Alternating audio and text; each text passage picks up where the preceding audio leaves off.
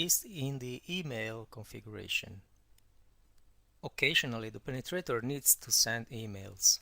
This happens, for example, when a scan is complete and a notice must be sent to the administrator, possibly with the report scan attached.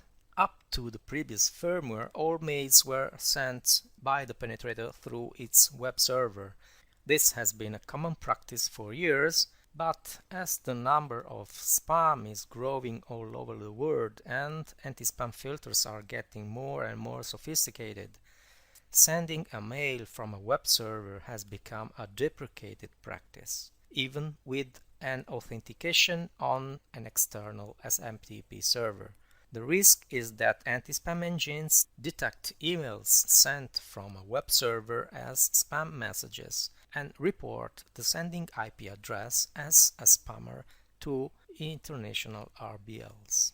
This can happen on a penetrator unit where the domain name has been left unchanged and the sending email address has been set to another domain, or even when the sender's email address is different from the authenticating user. To avoid any further problem, the whole email management has been changed and now the penetrator sends emails just like an email client would do. To do this, the penetrators must be configured with new email parameters. In this page, you must enter the parameters required to connect to your SMTP server with valid user credentials if required. After saving these parameters, to enable the new email system, you should send a test email to a valid recipient.